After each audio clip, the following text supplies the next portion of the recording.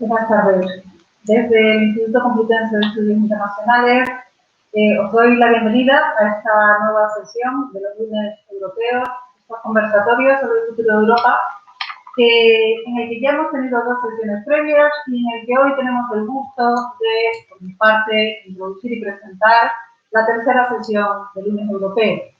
Y comienzo, como no podría ser de otra manera, agradeciendo la colaboración de las personas que me acompañan en la sala, así como del ponente que nos acompaña online.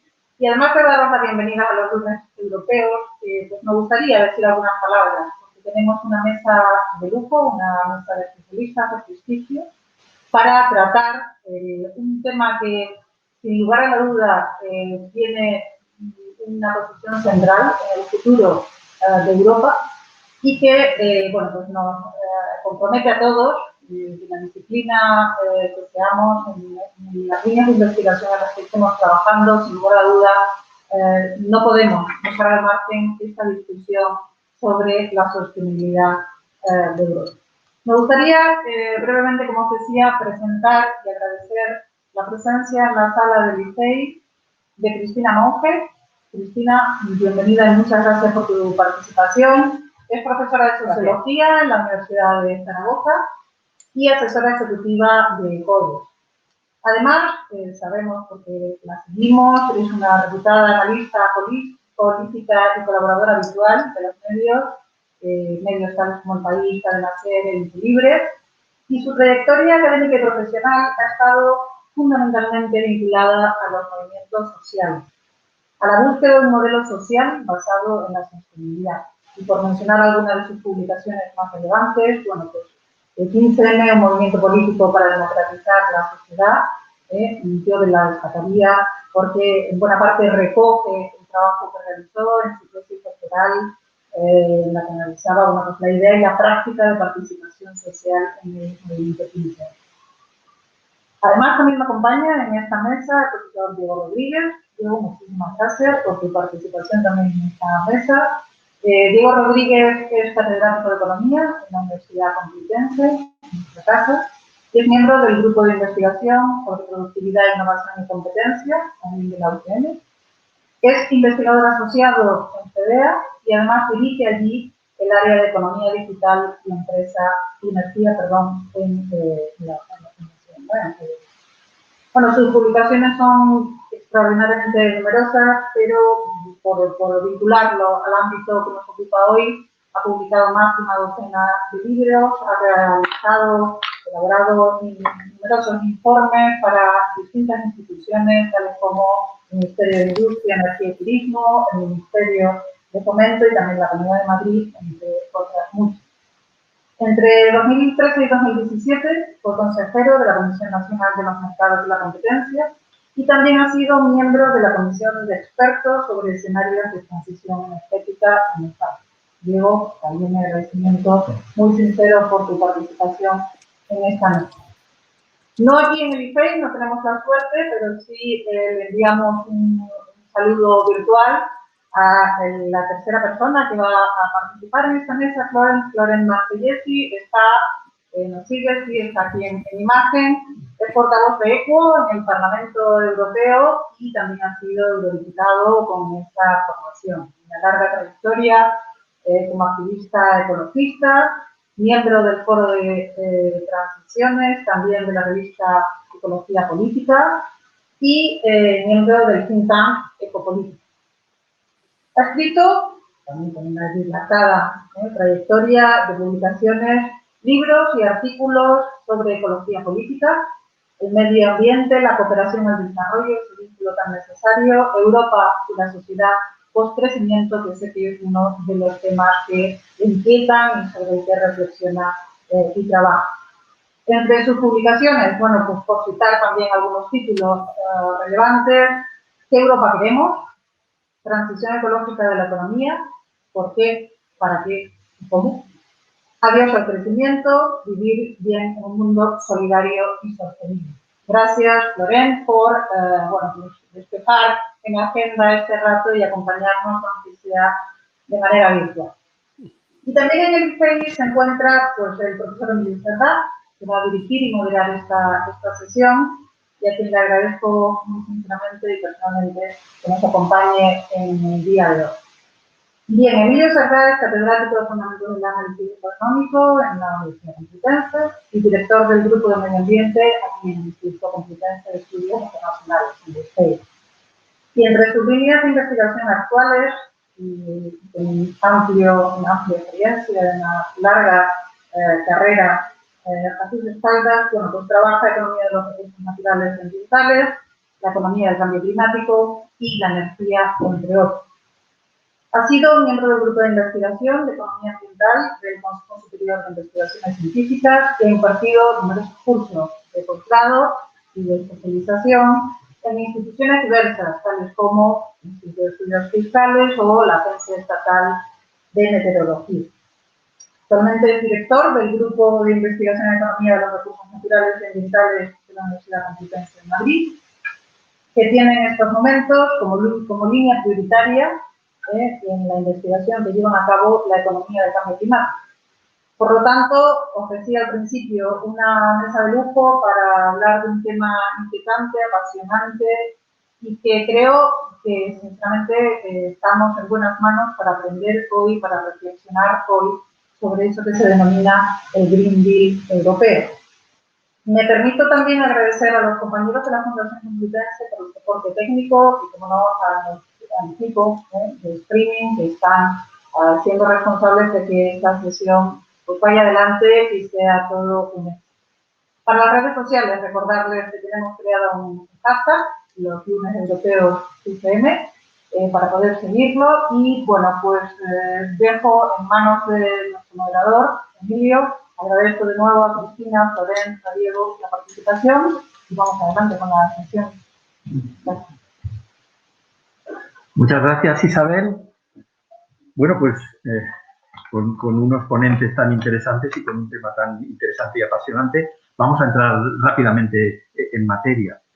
El Pacto Verde Europeo, o el Green Deal Europeo, es una, según dice la propia documentación, es una nueva estrategia de crecimiento destinada a transformar la Unión Europea en una sociedad equitativa y próspera, con una economía moderna, eficiente en el uso de los recursos y competitiva, en la que no habrá emisiones netas de gases de efecto invernadero en 2050 y el crecimiento económico estará disociado del uso de los recursos. Casi nada. Vamos a empezar. Bueno, y entonces el Pacto Verde Europeo tiene muchos puntos interesantes, tiene muchos apartados muy interesantes, cada uno de los cuales daría para una sesión, desde luego, ¿no? Y son todos. Entonces, de acuerdo con los ponentes, con los que ha sido muy fácil y muy sencillo ponernos de acuerdo en la forma de organizar la sesión, vamos a empezar dando la palabra sucesivamente a cada uno de los ponentes, que en un máximo de 10 minutos nos van a dar su visión particular de los aspectos más importantes y prioritarios del Green Deal. Teniendo en cuenta que Cristina lo va a hacer desde un enfoque más de política sociología, Diego lo va a hacer más desde un enfoque de economía y Florence desde un aspecto más de ecología política y medio ambiente.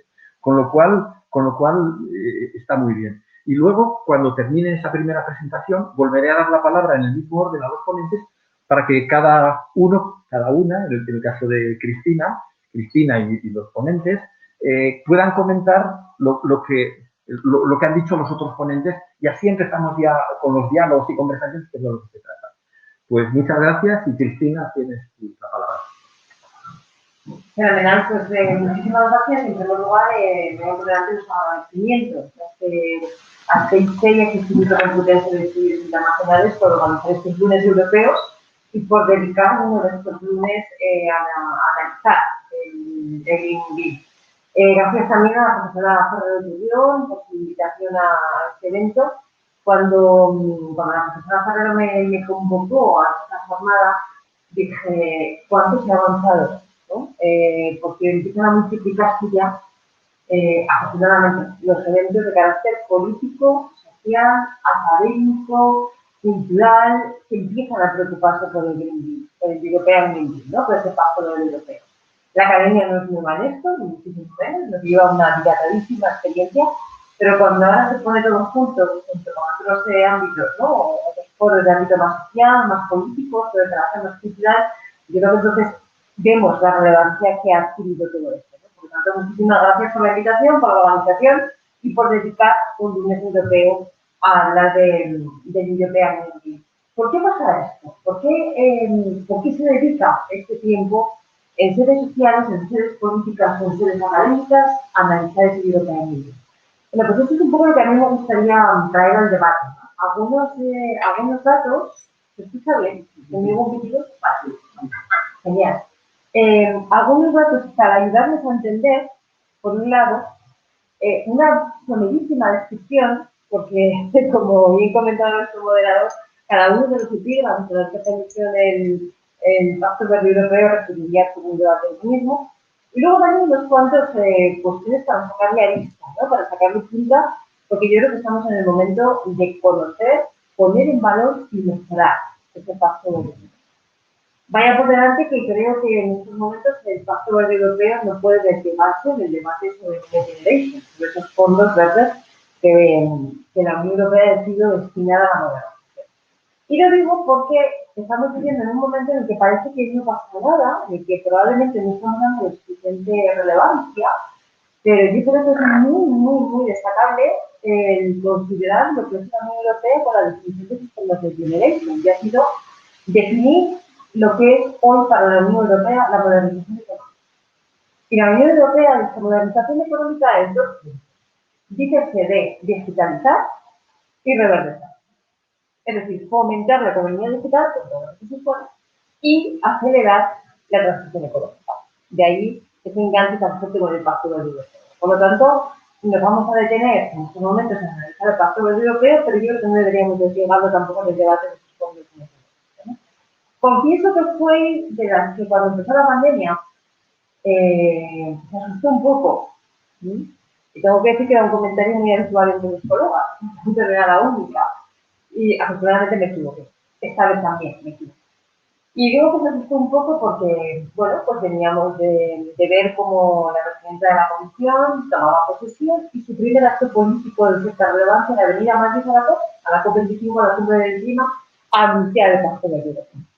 Claro, en aquel momento nadie nos imaginábamos que íbamos a estar en una pandemia. Y absolutamente en estado de shock. En ese momento yo confieso que fui de las que tuvo miedo y dije, Dios mío, la relevancia, la centralidad que había adquirido el Pacto Verde Europeo en el debate público y en concreto en la política europea se va a sumar. Va a pasar a segunda, tercera, cuarta línea, porque ahora toda la atención y todos los recursos van a estar centrados en la pandemia y en cierta medida en nosotros. Veíamos que además había tensiones en Europa. Veíamos con la presidencia de la Comisión Europea que seguía criticando esa centralidad del Pacto Verde Europeo, pero al mismo tiempo veíamos a países como Polonia, Hungría, que planteaban posiciones diferentes, posiciones que básicamente venían a decir algo así como centrémonos ahora en la recuperación económica, que bastante crisis tenemos encima, y cuando consigamos empezar a recuperarnos económicamente ya hablaremos de la transición económica, ¿no? Por tanto, había allí de alguna forma una tensión.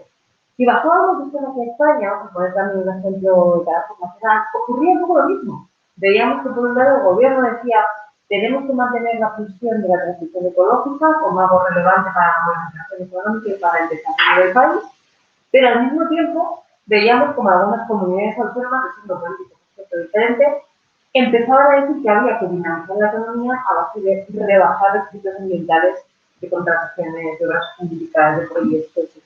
Por lo tanto, vivimos un momento de tensión, ¿no? Pero ¿qué ocurrió? Cogí unos datos. Unos datos porque creo que no son laterales, ¿vale? Y voy a hacer referencia a las cifras que el Eurobarómetro nos daba en el año 2019.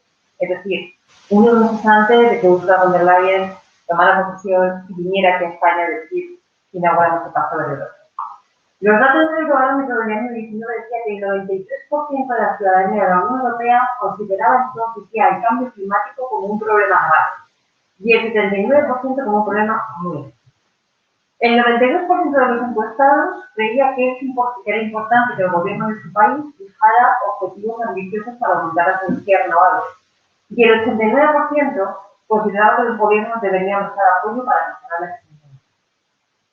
Si esto fuera poco, el 84% creía que debía prestarse más apoyo financiero público a la transición hacia las energías limpias y el 92% apoyaba ya entonces una reducción de las emisiones de gases de efecto invernadero al mínimo, compensando las emisiones restantes para alcanzar la neutralidad.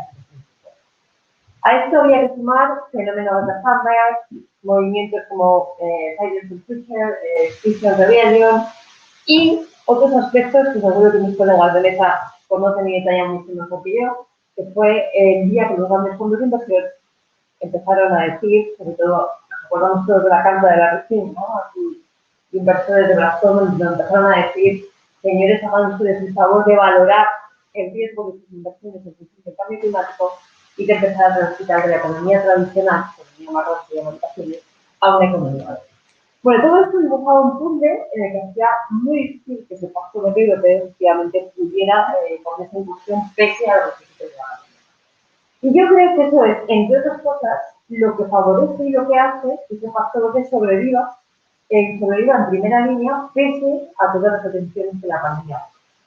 ¿De qué nos habla el pacto europeo?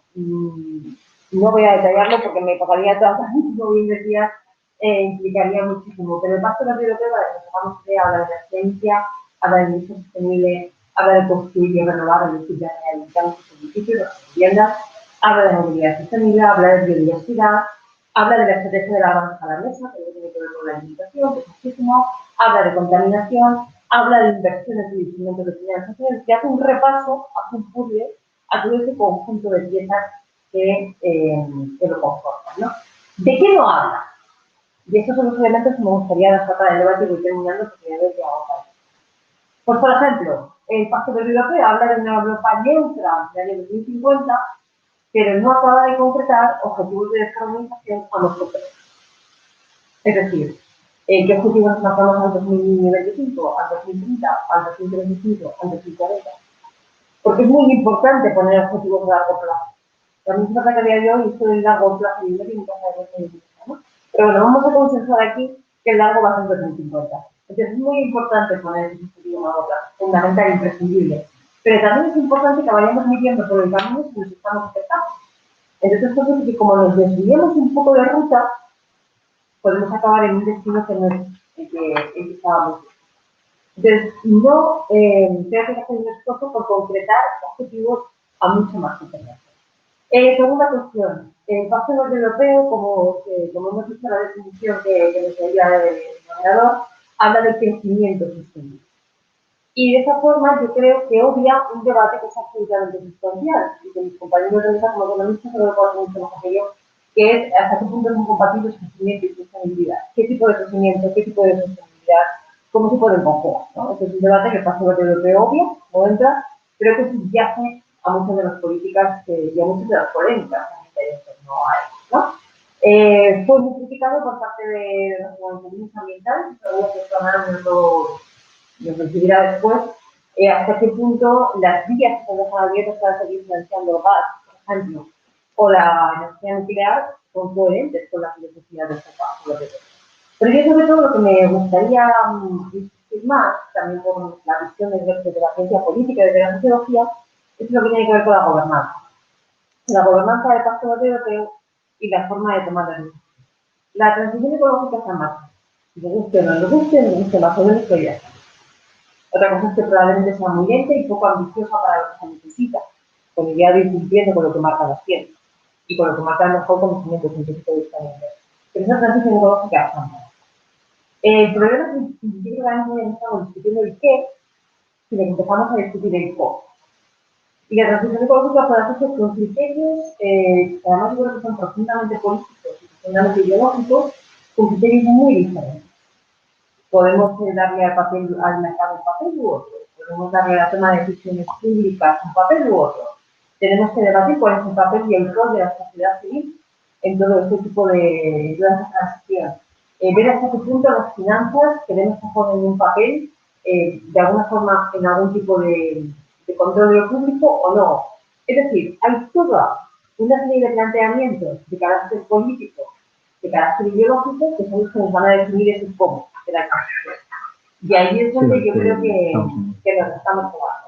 Por lo tanto, yo diría, bienvenido sea, para acabar ya, ¿eh? Porque creo que el tiempo voy a sacar, ¿no? No te preocupes, no. Ah, vale. Estamos con el sonido, que ahí... Vale. Yo pensaba que iba mal. No. Vale, pues entonces, nada, remato en un minutito, simplemente.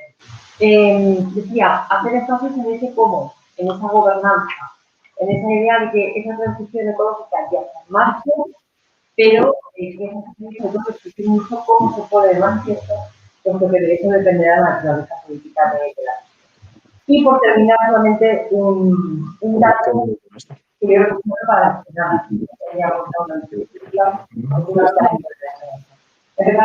los ramas de servicio definen la modernización de la economía como la legislación y el abastecimiento. Muchas veces se hace un país, se pone la lupa, y el rama de servicio nos dice que el 37% de todo el dinero que se va a dedicar a generar esa transición tiene que estar dedicado a la transición ecológica. Pero lo que no ayuda tanto a titular es lo que no hemos señalado todos, y para mí es mucho más importante que lo primero, es que el Next Generation nos dice el 37% del presupuesto para la transición ecológica, pero el 100% del presupuesto tendrá que estar bajo el principio de no dañar significativamente el medio. Es decir, el 100% de las inversiones que se hagan o que los destinos en general que tengan estos fondos tendrán que ser en actividades que no tengan un daño visto significativo o significativo, ¿no? Pero bueno, que no tengan un daño al medio. Por lo tanto, yo creo que eso es un antes y un después. Jamás se había planteado algo así en unos presupuestos de la ambición de Next Generation, y creo que es algo que deberíamos subrayar y visitar. Yo lo dejo por aquí, he dejado ya también los campos de debate encima de la mesa y luego vamos. Muchas gracias, Cristina. Bien, como decía, quería brevemente, bueno, primero volver a agradecer a Licey y, como decía, quería brevemente complementar algunas de las ideas que ha dicho Cristina. Me voy a refrenar porque ya algunas de las cuestiones para debate las dejamos para menos para una segunda ronda porque han introducido muchas cuestiones de gran interés, pero sí quería un poco plantear cuál es el contexto en el que surge el Pacto Verde Europeo, también en el ámbito de lo que es mi campo de conocimiento, que es la regulación en el campo energético, ¿no? Por tanto, ponerlo en un contexto incluso, podríamos decir, histórico un poquito más amplio, ¿no? Efectivamente, como ha dicho Emilio, el pacto, cuando uno lo lee, pues es verdad que el Pacto Verde Europeo, pues, básicamente lo que plantea la Unión Europea es tratar de liderar un proceso de transición energética, un proceso que se caracteriza por un paso a esto que llamamos una economía sostenible y que, por supuesto, tiene como tres elementos fundamentales. La eliminación o la reducción de las emisiones de gases de efecto invernadero hasta emisiones neutras nulas a mediados de este siglo, en el año 2050. Esto que se viene a llamar, en segundo lugar, una economía circular y una economía limpia, que a veces es difícil también detallar qué es esto de la economía limpia. Y en tercer lugar, la restauración de la diversidad. Y todo esto, biodiversidad, perdón. Y todo esto en el marco, lo seguro que lo vamos a comentar, esto que se ha venido a llamar la transición justa, ¿no? O esta idea del leitmotiv de no dejar a nadie atrás.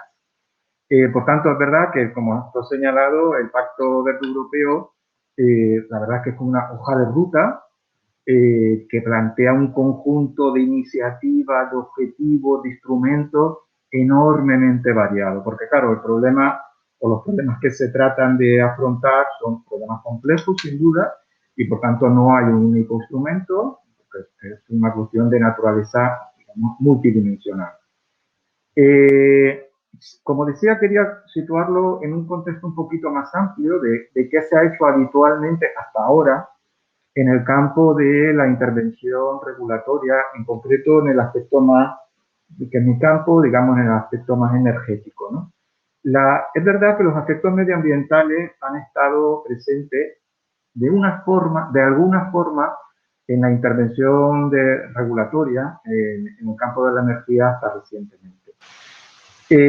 Sin embargo, cuando uno lo analiza, hasta lo que vino a ser el último paquete regulatorio que aprobó la anterior comisión, no la actual, sino la comisión Juncker, la comisión previa, hasta ese momento, digamos, había como tres elementos sobre los que pivotaba esa intervención regulatoria.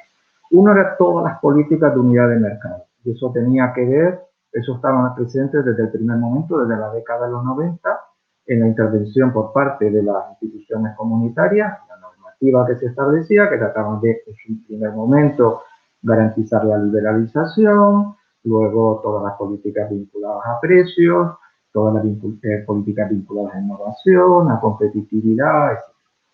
Una segunda pata, si lo queremos ver como un triángulo, un segundo lado de ese triángulo, eran todas las políticas vinculadas a la garantía de suministro. Siempre ha existido una preocupación, incluso casi podríamos decir geopolítica, sobre los aspectos vinculados a garantizar el suministro energético en la Unión Europea, y eso evidentemente se mantiene, pero con un contexto tecnológico que ahora comentaremos muy distinto. Y el tercer elemento serían estos aspectos, digamos, medioambientales. Lo que pasa es que es cierto que aunque siempre han estado, de esos tres lados del triángulo, los tres tenían dimensiones muy distintas, no era un triángulo equilátero. La verdad que el hermano pobre de toda esa regulación siempre había sido la regulación medioambiental, ¿no? Era la que, bueno, había que cumplimentarla, estaba ahí, pero no dictaba los otros dos elementos, no dictaba las políticas energéticas. El último paquete regulatorio, ok, como sabemos, la Unión Europea va progresando a través, digamos, de impulsos, ¿no?, a lo largo del tiempo. El paquete que aprueba, que se discute largamente en la anterior comisión, en la comisión Juncker, que era el cuarto paquete, que de hecho se le llamó esto de energía limpia para todos los europeos. Si algo se caracteriza o trata de caracterizarse es por, desde luego, que todo pivote en unos objetivos medioambientales y en concreto objetivos de descarbonización claros, ¿no? Y entonces, cuando hablamos de penetración de renovables, tenemos que atender a políticas de regulación de mercados, a políticas de garantía de suministro, etcétera, que acompañen de alguna forma ese objetivo de penetración de renovables, ¿no? Hay muchísimos mecanismos, a lo mejor algunos sale luego a población, de capacidad, etcétera. Este tipo de discusiones que siempre tenemos en el ámbito regulatorio a escala nacional, pero sobre todo a escala europea, sobre cómo cambiar la intervención por parte de los estados para facilitar ese proceso en este caso, de penetración de renovables. Y es verdad que cuando entra la actual comisión, la comisión von der Leyen, pues la presidenta, en minuto 1, sitúa el Pacto Verde Europeo como el objetivo número 1, de hecho, así, como el objetivo número 1 de su, digamos, de su programa de gobierno. Yo lo que quiero, en primer lugar, es darle un impulso a todas las políticas de descarbonización y todas las políticas de sostenibilidad medioambiental. Por tanto, lo que implica es una vuelta de tuerca muy importante, con mayor ambición, de lo que se trata de, por supuesto, no lo hemos comentado, pero todo esto está en el contexto de, por supuesto, de los acuerdos de París, de lucha contra el cambio climático, y por tanto, mayor impulso para, digamos, acometer ese proceso de descarbonización que implica, pues, muchas cosas, implican muchos instrumentos. Y es cierto que cuando uno se lee el pacto, pues la verdad que es a veces muy complicado, porque tiene tal cantidad de actuaciones que se quieren llevar a cabo que es difícil ordenarlas. Si me permitís, yo, digamos, desde el punto de vista de mi visión, que por supuesto es una visión más económica o economicista incluso, podríamos decir, señalaría tres tipos de instrumentos. Uno que tiene que ver con, que no son fáciles de llevar a cabo, que es la revisión del régimen europeo de comercio de derechos de emisión, que es un régimen de, bueno, como sabéis, en algunos sectores de actividad las emisiones están, digamos, reguladas a través de un mecanismo digamos, de permisos de emisión y de comercio de esos permisos a través de un mercado secundario. Ese mecanismo se quiere ampliar.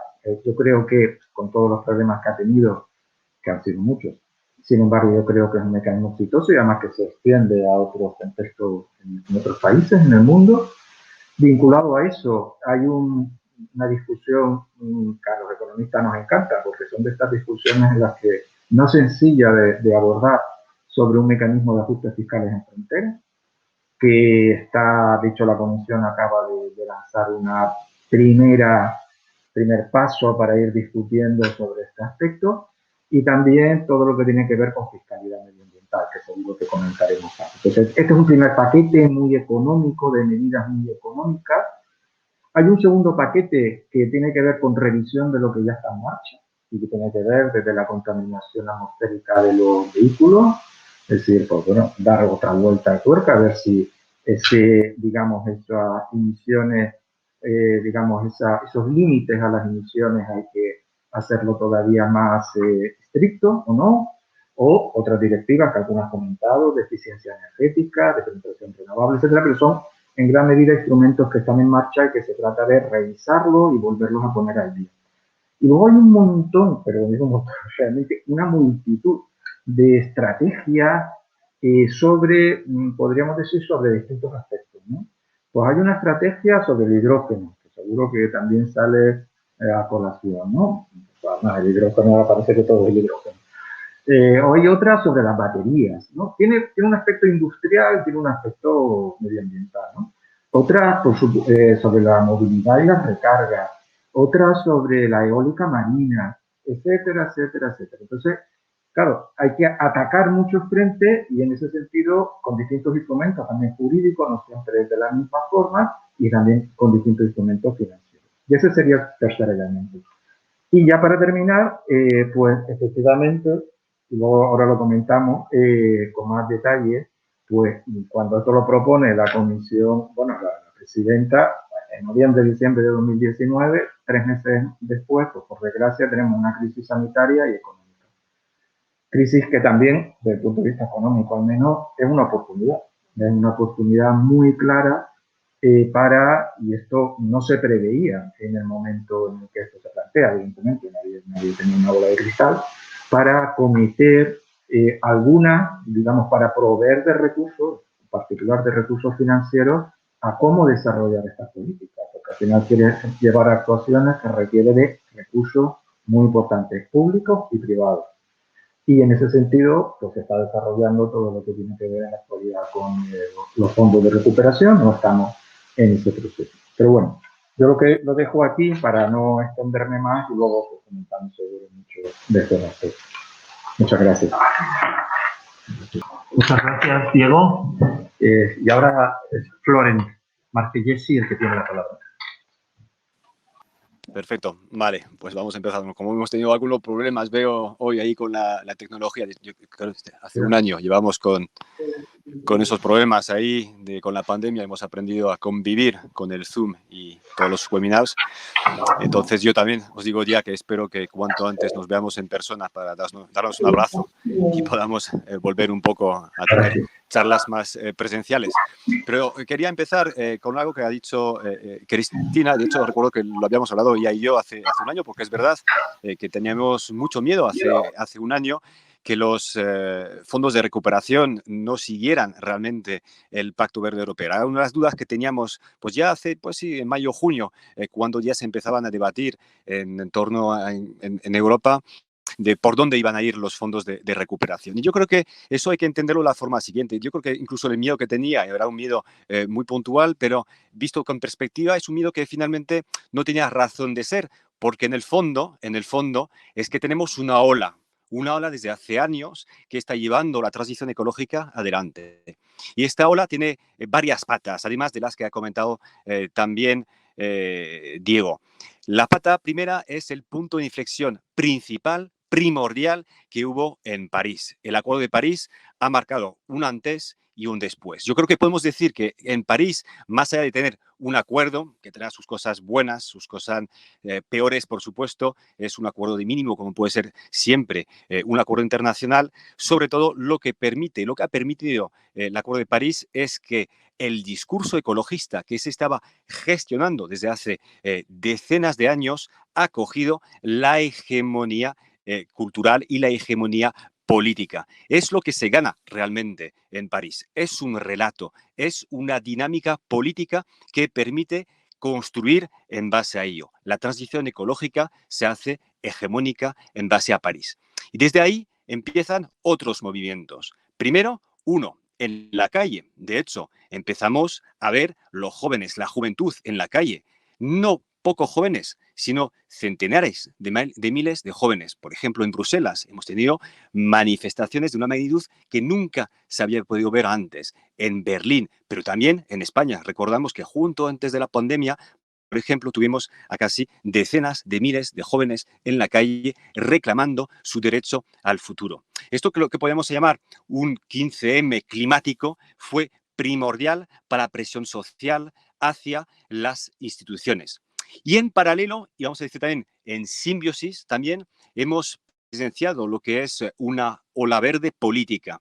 No en toda Europa, nos vamos a mentirnos ni a hacer trampas al solitario, sobre todo en el centro y el noroeste de Europa. Encontramos esta ola verde principalmente en países como Alemania, como Francia, como Bélgica, como Austria, Irlanda, Suecia, países donde ya encontramos en 6 países, encontramos gobiernos verdes y encontramos los verdes ya puntuando, por ejemplo, en Alemania como segunda fuerza, incluso que podría llegar a gobernar con una coalición diferente a la que hay ahora. Entonces, si acumulamos esos 3 factores, el punto de inflexión en París, la ola verde social de los jóvenes del 15M climático y la ola verde en las urnas, ahí tenemos los puntos que implican por qué la Comisión Europea, la nueva Comisión Europea, bascula desde una con Juncker, donde el Pacto Verde, que ya existía, ya habían cosas, eran bastante marginales y no era el centro de acción de la Comisión Europea,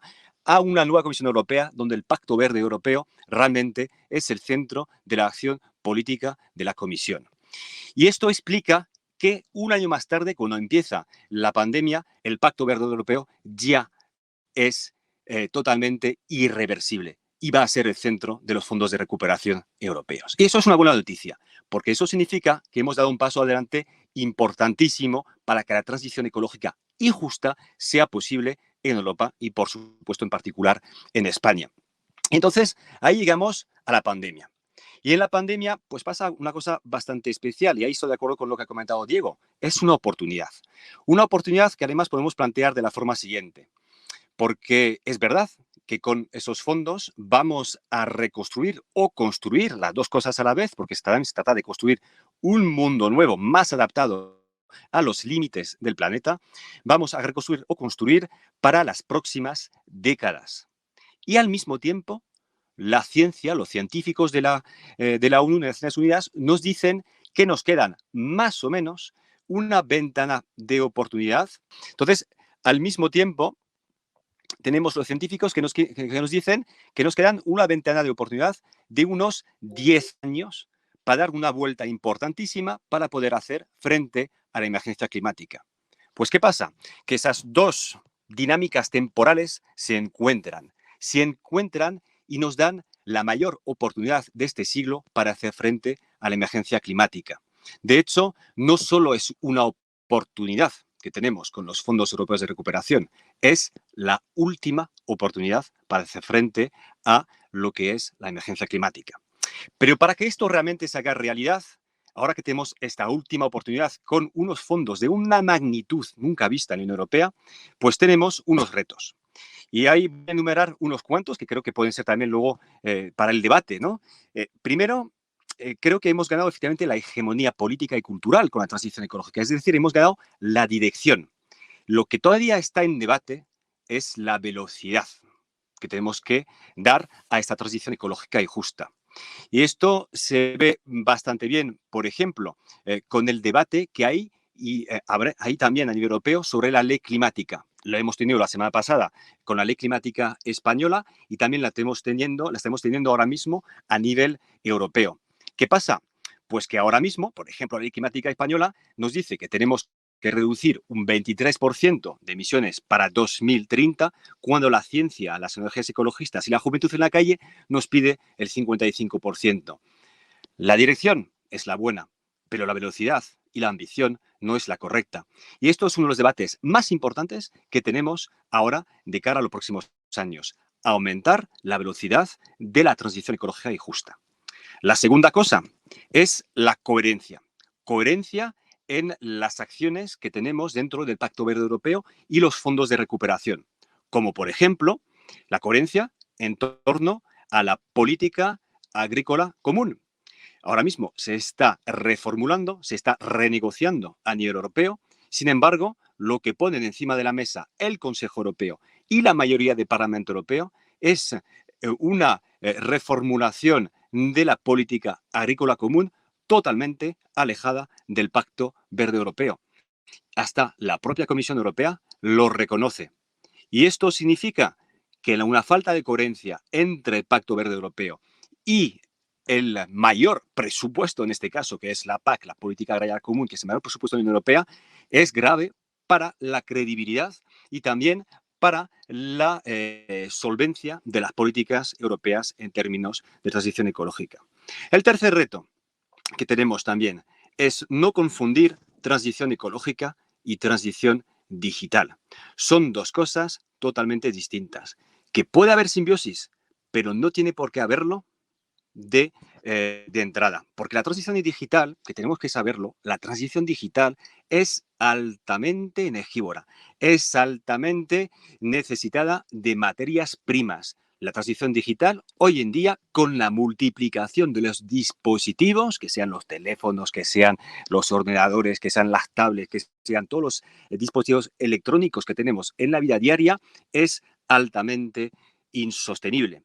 Por tanto, ahí tenemos que repensar totalmente la transición digital, no para que vaya liderando el cambio, sino para que se ponga al servicio de la transición ecológica, para que las dos sean coherentes una con la otra, teniendo claro que la transición ecológica y justa es la mayor prioridad y la transición digital una herramienta. El cuarto reto son el reto de los actores, y esto lo estamos viendo mucho con los fondos de recuperación. De hecho, es una de las grandes preguntas que se hacen ahora mismo en torno a dónde van a ir a parar los fondos de recuperación de la Unión Europea. ¿Van a ir a parar a los de siempre, que también tienen que tener, por supuesto? ¿Van a ir a parar a las grandes corporaciones o van a ir a parar también en los actores como las pymes, como los autónomos o como las cooperativas también, que son actores fundamentales de la transición ecológica y justa? Y ahí tenemos que poner mucho el foco en la transparencia, en la democracia y en la capacidad de esos fondos de crear también palancas que no sean solamente de las grandes corporaciones, que también, sino también del resto de actores políticos, económicos y sociales que necesitamos en esta transición ecológica y justa. Y el último apunte, y con esto termino, es el apunto que también ha empezado Cristina, si lo he entendido bien, porque ha habido problemas de sonido al principio, pero es el tema del crecimiento. Es decir, cuando yo oigo y leo que la Comisión Europea dice que el Pacto Verde Europeo es una estrategia de crecimiento, pues yo creo que ahí estamos cometiendo un gran error, tanto teórico como estratégico. De hecho, ahora mismo el crecimiento en base a datos empíricos sabemos perfectamente que no puede ser sostenible al nivel que necesitamos para llegar a la ambición que se necesita para enfrentar la emergencia climática. Viendo esto, crecimiento y clima, crecimiento y sostenibilidad no son compatibles. Por tanto, tenemos que imaginar otra economía, que la podemos llamar como más queramos. Puede ser una economía postcrecimiento o una economía solamente donde lo más importante es cubrir las necesidades básicas de las personas, respetando los límites del planeta, como primer objetivo político, como primer objetivo económico, y no tanto basar la economía en si crece o decrece el PIB, que tiene que ser algo totalmente secundario. Lo primario es tener una capacidad de construir una sociedad que se ajusta respetando los límites del planeta. Y yo creo que de esas preguntas, de esos retos que tenemos, dependerá de que los fondos de recuperación, basado en el Pacto Verde Europeo, basado en esos puntos de inflexión, esta ola de fondo ecológica y justa, sea realmente una herramienta que permita bien seguir más o menos cambiando todo para que nada cambie, o ser una herramienta que nos permita dar justamente la posibilidad de aprovechar esta última oportunidad y dar el salto a un mundo donde de verdad la ecología y la justicia sean los pilares del mundo de mañana. Gracias. Pues tiene la palabra Cristina para los apuntes que quiera sobre... Cada uno de los ponentes ha puesto una serie de puntos, una serie de prioridades, cada uno, como hemos dicho al principio, desde su enfoque, y ahora es bueno que haya interacción y que cada ponente tenga la oportunidad de comentar lo que quiera de lo que han dicho los otros ponentes y de lo suyo en relación con los otros ponentes.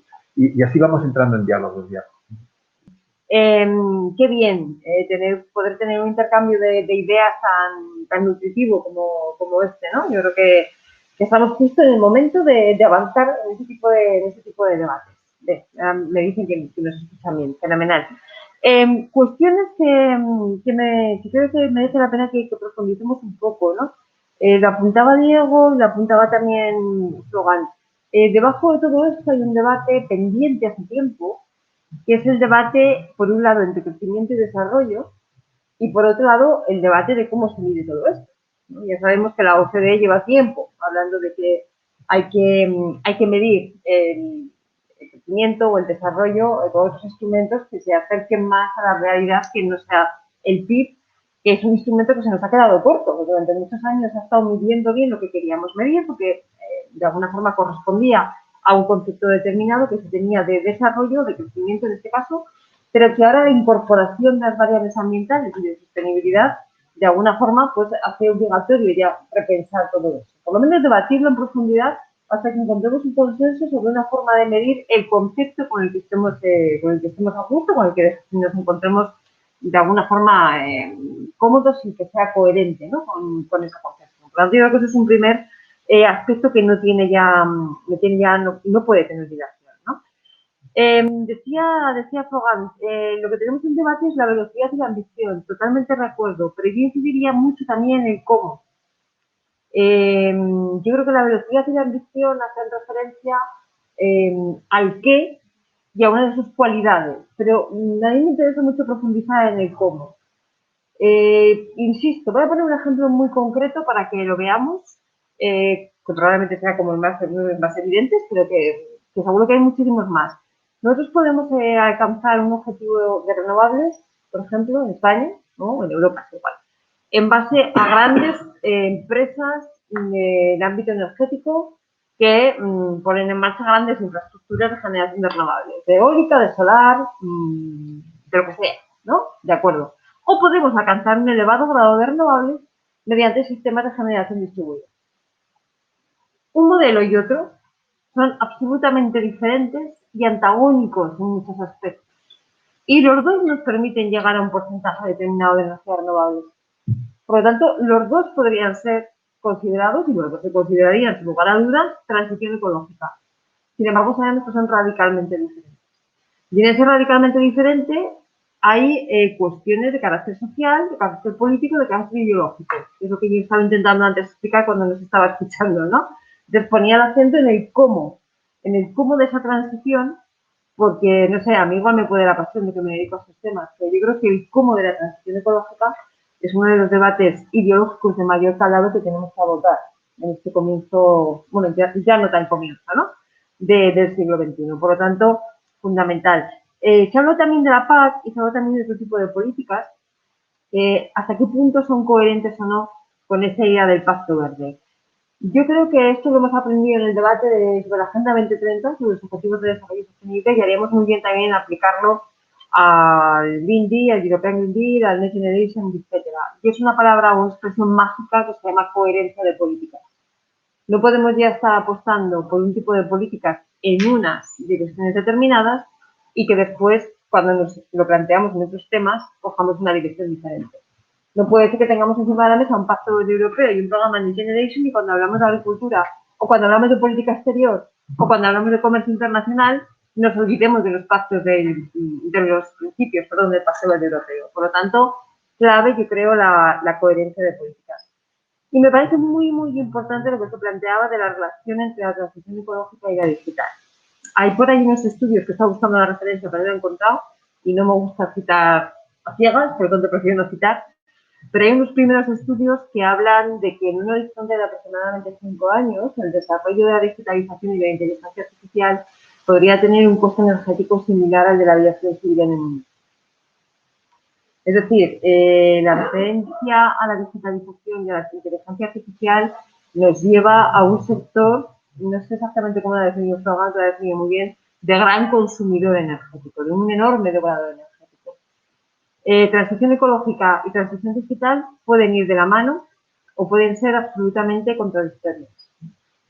Si van de la mano, yo creo que la una y la otra se retroalimentan, porque la digitalización puede ayudar muchísimo a la eficiencia y la eficiencia necesita, y por lo tanto es un círculo virtuoso, ¿no? Pero como vaya en el sentido contrario, entonces la transición ecológica o el desarrollo verde, llamémoslo como queramos, tiene toda hay una enorme capacidad de consumo, una enorme necesidad de consumo energético en esos procesos de digitalización y de inteligencia artificial, ¿no? Por lo tanto, yo creo que eso es un tema al que deberíamos prestarle especial atención. Y yo creo que con estas tres líneas lo dejo aquí y así continuamos. Bueno, brevemente, varios comentarios para un poco dinamizar más todavía el debate, puntos en que estoy de acuerdo y algún punto en el que estoy en desacuerdo con respecto a las intervenciones de Cristina y de Soren, ¿no?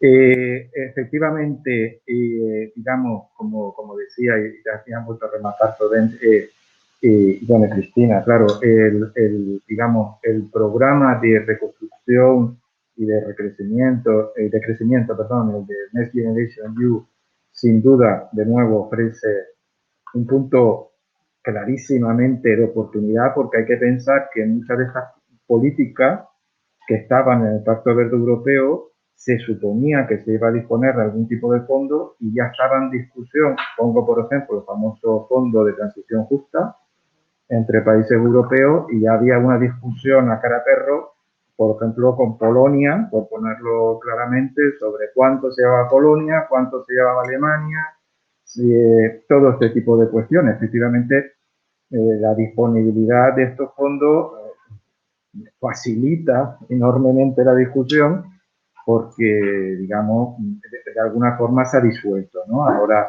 hay esa disponibilidad que, bien empleada, pues va a facilitar la transición en países cuyas realidades, desde el punto de vista de políticas que hay que acometer, son también diferenciales, porque no todo el mundo está en la misma posición. Polonia es un mundo, Francia es otro mundo, España es otro mundo, Alemania también tiene sus particularidades, hablando del ámbito estrictamente energético, ¿no?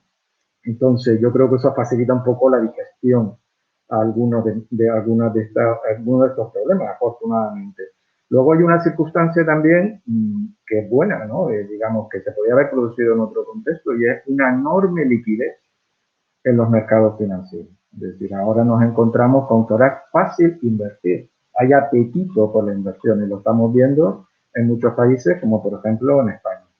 Entran fondos con mucha facilidad porque se encuentran, si se les ofrece determinada perspectiva de compromiso también político, eso, bueno, facilita mucho la idea de decir, oye, pues yo tengo fondos disponibles, tengo liquidez y puedo contribuir, y eso nos viene bien, porque al final hay que pagar las inversiones, se puede contribuir de forma destacada a que esas inversiones se pongan en marcha.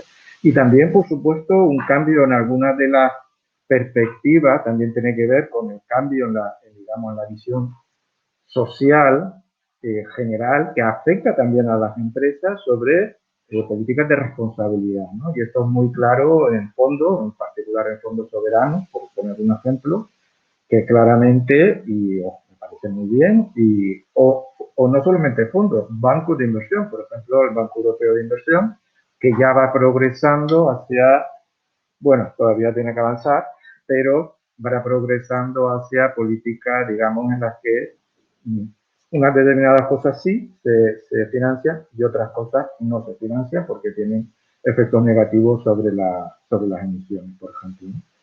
Luego hay otro elemento que tiene que ver con el timing, ¿no? Yo en eso sí que soy más optimista. Tú señalabas los puntos intermedios. A mí, de todo el elenco de reglamentos, directivas, etcétera, que se aprobaron por parte de digamos, en el cuarto paquete regulatorio, me gusta mucho, con todas las limitaciones que todo tiene en esta vida, el reglamento de gobernanza, que es el reglamento de gobernanza de la Unión de Energía y Clima. Por eso me enfatizo de que energía y clima ya están indisolublemente ligados, ¿no? Pues el reglamento de gobernanza establece, como todos sabemos, digamos, una programación que hace un poco más creíble yo no digo de que, bueno, pues surgirán problemas, pero hace un poco más creíble el camino, ¿no? En el sentido de que planteéis objetivos intermedios y lo que para mí es más importante, establece evaluaciones. Si se hace bien, porque claro, estamos comenzando, pero si se hace bien, establece evaluaciones y las evaluaciones son muy importantes. ¿Por qué son muy importantes? Porque al final, pues si estableces un objetivo y te examinas en el 2030, pues bueno, ya nos vemos dentro de 10 años y terminará pues como termine.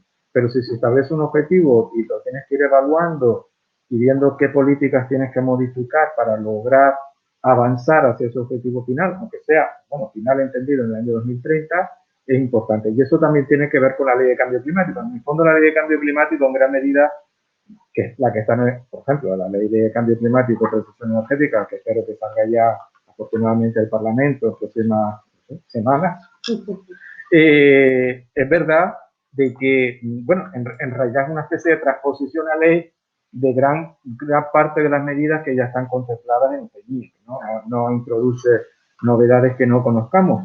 Y es verdad lo que dice Florent, de que si lo comparamos con la ambición de reducción, por ejemplo, del 40%, sin ir más allá del que ya estaba establecido, ¿no? El 40% de emisiones a 2030, dice, hombre, España se queda en el 23%, ya, pero aquí hay un problema con los números, y es que la Unión Europea desde el año 90 ha progresado, y España no.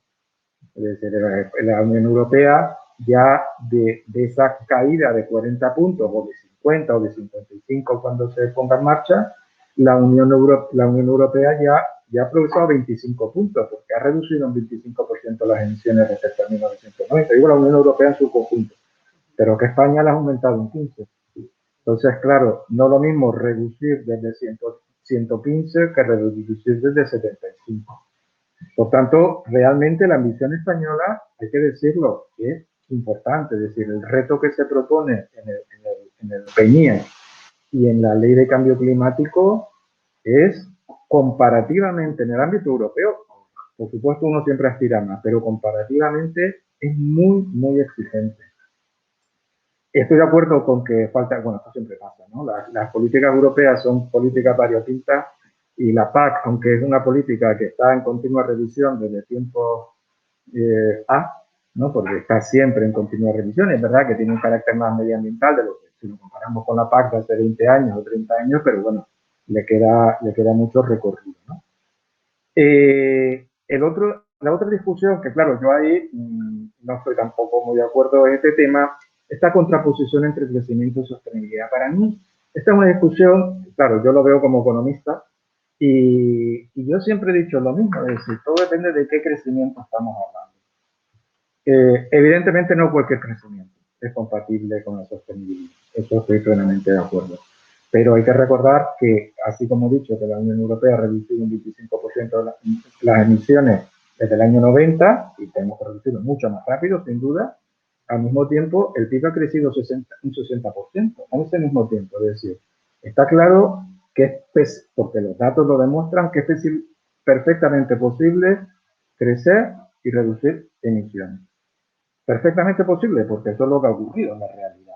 Las emisiones se han reducido porque sabemos por ganancias de eficiencia y porque hay un cambio en el modo de producir y de consumir energía.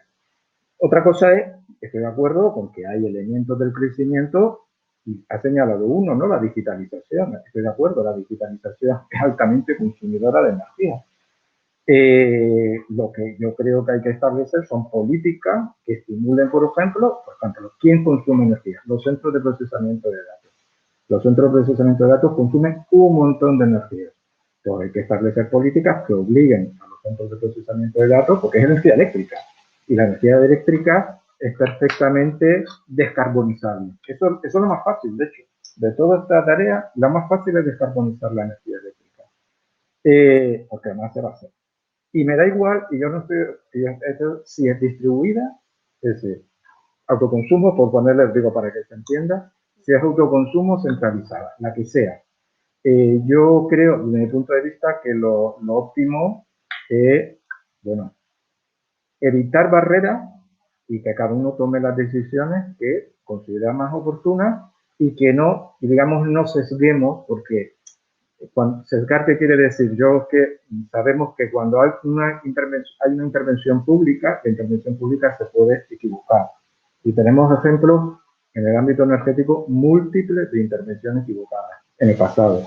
Por tanto, yo creo que lo que hay que hacer es liberar, que la gente que quiera hacer una cosa lo pueda hacer, autoconsumo o generación centralizada, y que funcione de la forma más eficientemente posible, ¿no? Porque si establecemos barreras o establecemos esta sí, pero esta no, al final el regulador, créanme, no tiene ninguna bola de cristal y al final se equivoca. Y se ha equivocado mucho, ¿eh? En el pasado se ha equivocado mucho. Y bueno, básicamente esto, ¿no? Para evitar una tendencia. Muchas gracias. Logan directamente. Sí, a ver, escuchando a Cristina y a Diego, me salen algunas reflexiones, ¿no? Algunas reflexiones con algunos puntos de acuerdo y quizás algunos puntos de desacuerdo. Primero, un punto de acuerdo muy claro con lo que ha comentado Cristina, es la necesidad de cambiar las gafas para medir la riqueza. Yo creo que ahí es un punto clave que ya sabemos desde hace mucho tiempo, porque si si cambiamos las gafas, cogemos unas gafas verdes para medir la riqueza, nos damos cuenta que los países ricos no son los que pensábamos que eran.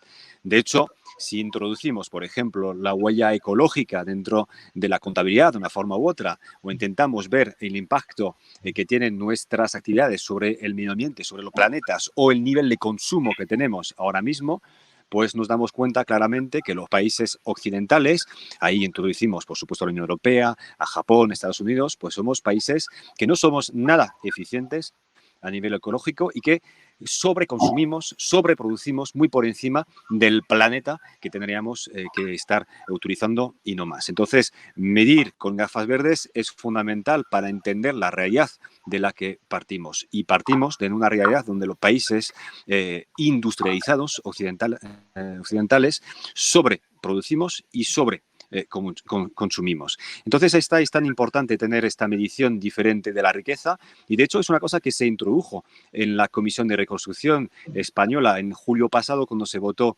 el borrador final. De hecho fue una propuesta que hicimos desde nuestro grupo parlamentario, desde Más País, y se introdujo justamente introducir en la contabilidad nacional una medición que sea en base a también la biofísica.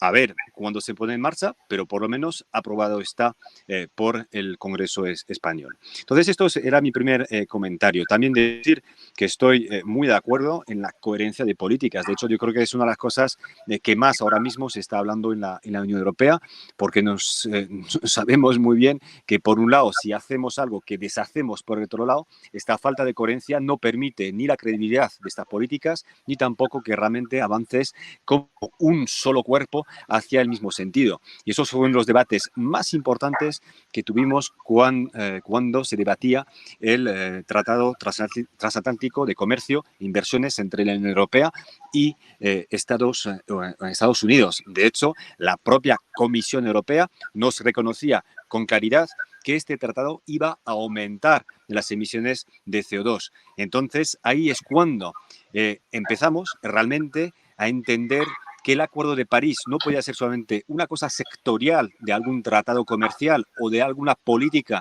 de la Unión Europea, sino que tiene que ser realmente un paraguas que tenemos por encima y que todas las políticas de la Unión Europea tienen que tienen que trabajar para cumplir con este acuerdo. No es una cláusula más dentro de un tratado.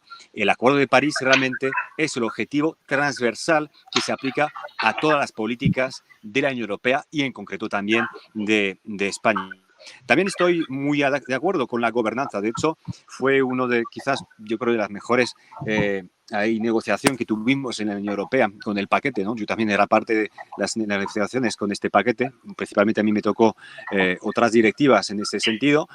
Pero es verdad que la gobernanza ahí conseguimos pues, poner encima de la mesa esta necesidad de evaluación y de esta participación también ciudadana y científica que es tan importante en la transición ecológica y justa. De hecho, es una cosa que sí yo celebro en la ley de cambio climático, si bien no he estado de acuerdo con esta visión de las cifras que se están dando, yo creo que no podemos premiar a los malos alumnos como fue España en los últimos años y ahora mismo, si nos toca más, vamos a tener que hacer más porque no podemos negociar de tal forma con el clima. Sí que estoy viendo que por lo menos se ha conseguido en la ley de cambio climático dos cosas importantes, aunque diría en una cosa a 50%, es el comité científico, que eso es importantísimo justamente para esta buena gobernanza, aunque nos hubiera gustado desde una visión un poco más ambiciosa, tener un comité científico con capacidad o con, mejor dicho, con independencia del gobierno, y ahora mismo la independencia no está asegurada en la ley, tal y como se aprobó en el Congreso la semana pasada. Y la segunda cosa también que conseguimos sobre la bocina en la semana pasada fue la introducción de las asambleas climáticas ciudadanas dentro de la ley de cambio climático, porque si queremos una transición ecológica y justa, con buena gobernanza, ahí es fundamental tener una participación alta de la ciudadanía. Y yo creo que las asambleas climáticas son una herramienta, no la única, sino muy importante para conseguir justamente una transición más rápida, más ambiciosa y más compartida para que esto se pueda hacer luego más participativa y más justa.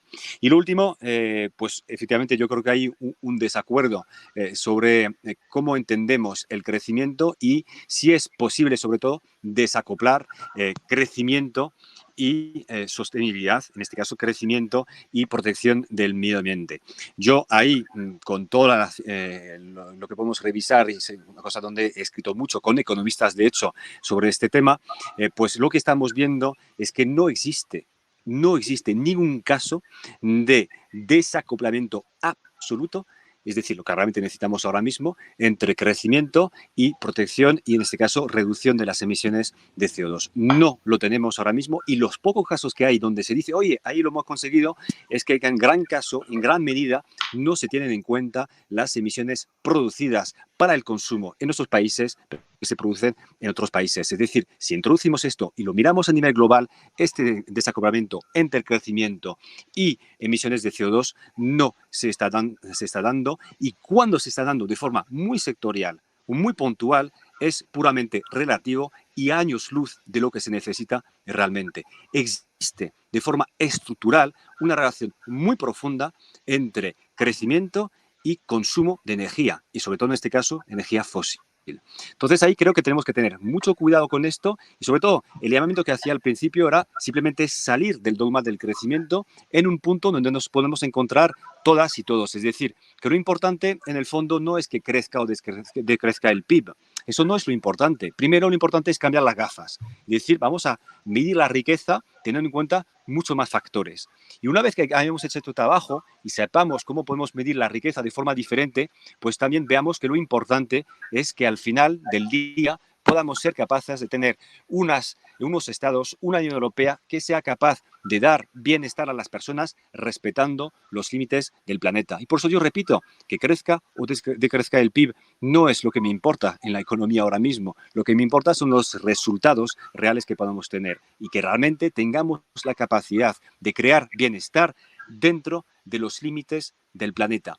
Y hoy en día ningún país europeo lo está haciendo. Todos estamos consumiendo como si estuviéramos 3 o 4 planetas, incluido España, incluido Dinamarca, incluido Suecia, incluido Francia, incluido Alemania. Esto es una realidad y el objetivo, el reto que tenemos es mantener bienestar reduciendo de forma drástica este consumo de planetas que tenemos. Y esto es el gran reto que tenemos y justamente por eso pienso que los fondos de recuperación, si los utilizamos bien, son la última oportunidad para conseguirlo.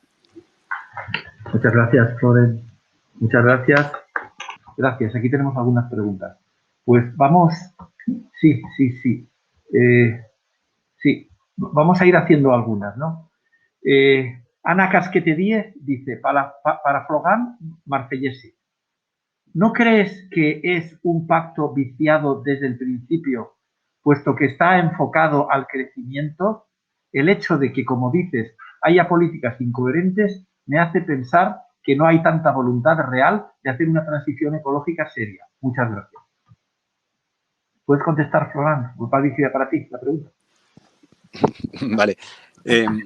A ver, esto es una sociedad humana, son instituciones muy complejas, una sociedad muy compleja y hay intereses muy distintos. Entonces es normal que haya contradicciones. Eso es una cosa totalmente lógica y totalmente es el sentido común. Con lo cual no tenemos que preocuparnos mucho del hecho de que no sea perfecto, porque no puede ser una política perfecta. Pero sí tenemos que ver. Y por eso decía que lo importante son dos cosas, por lo menos. Es la dinámica, es decir, en la dirección que estamos siguiendo, y ahí tenemos que reconocer que la Comisión Europea ha cambiado el sentido en los últimos años de sus políticas, con lo cual eso es una victoria que hay que reconocer, pero al mismo tiempo que también es importante la velocidad y la ambición. Y que dentro de este camino, que con dos cosas de dirección, ambición y sentido, también es importante ir poco a poco superando las contradicciones. ¿Qué va a haber? Porque un mundo viejo está muriendo y otro mundo nuevo está naciendo. Y en este camino ya es un proceso, hay contradicciones y habrá intereses distintos dentro de la ciudadanía, dentro de las empresas, entre empresas y ciudadanía, entre instituciones y empresas y ciudadanía. Es totalmente lógico. Lo que hay que mirar sobre todo es el camino que estamos dando, el proceso y si realmente estamos consiguiendo poco a poco superar las contradicciones, denunciarlas por un lado, solucionarlas por otro lado. Eso es muy importante, con lo cual no creo que esté viciado el pacto. Tiene las contradicciones y nace donde nace, en las situaciones donde nace. Entonces lo importante es seguir mejorando lo que podamos mejorar, criticar las contradicciones y superarlas poco a poco. Y sobre todo de eso se trata. Hay muchos puntos de inflexiones en la historia. El Acuerdo de París fue uno. Entonces estoy seguro que si seguimos ahora mismo y si vemos el interés histórico del punto de inflexión de los fondos de recuperación y somos capaces de ver más allá del crecimiento por el crecimiento y apostamos por una transición ecológica y justa realmente basada en una sostenibilidad muy fuerte, podemos ser capaces de superar esas contradicciones, pero sabiendo perfectamente que una sociedad humana es muy compleja de gestionar y que tendremos siempre algunas contradicciones que afrontar, pase lo que pase. Gracias, Florent. Una pregunta para Diego. De Asensio Buendía, una pregunta para Diego Rodríguez. Dice, la generación de electricidad distribuida, que decía Rifkin en su libro La economía del hidrógeno, es decir, una red descentralizada de oferentes y demandantes de energía, de forma que las eléctricas sean otro proveedor más del mismo, mientras que los excesos de demanda y oferta sean compensados en esa red, ¿qué piensa acerca de esa posibilidad? Por otro lado, siempre se mira a las eléctricas, pero hay otros sectores como la automoción, los impuestos verdes a la misma, serían una fuente de financiación, descarbonización y transición ecológica. Sí, claro.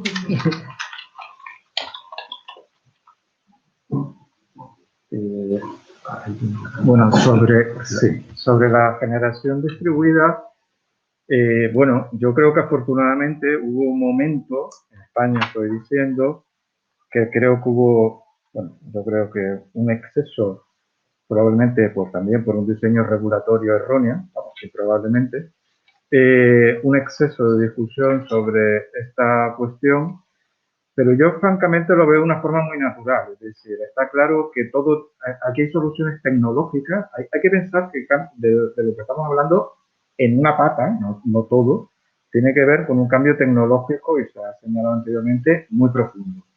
Entonces, en ese cambio tecnológico hay alternativas distintas. Y de hecho, no sabemos cuál va. Yo en eso soy bastante claro. Nos hemos equivocado en el pasado. Entonces, no tenemos nadie, y lo digo yo también que he estado un tiempo en el regulador. El regulador no sabe de todo. El regulador le llega y le dice, ¿pero qué vas a hacer? Y dice, mira, yo no puedo poner todos los huevos en una cesta porque es que me puedo equivocar. Entonces, yo creo que la generación distribuida, descentralizada, va a ser un actor importante. Lo que hay que dejar es que crezca sin ponerle ningún elemento, sin ponerle ninguna traba, pero no va a ser el actor único, porque tiene sus ventajas y tiene sus inconvenientes y tiene su papel, pero no vamos a pensar, es muy difícil pensar en un futuro tecnológico digamos, a 20 años. Hombre, a 100 años yo no sé ya lo que tendremos, pero de luego en un plazo medio de tiempo, ¿no?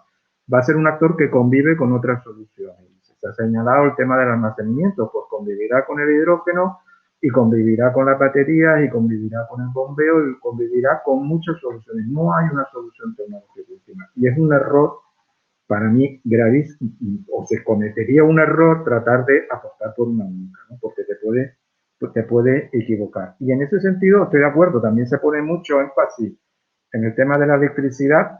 Evidentemente tiene su razón de ser y que sabemos producir energía renovable en la electricidad, pero otras soluciones que hay en otros vectores energéticos, llámese biocombustible o llámese biogás, vamos a ser suaves y digamos son parches.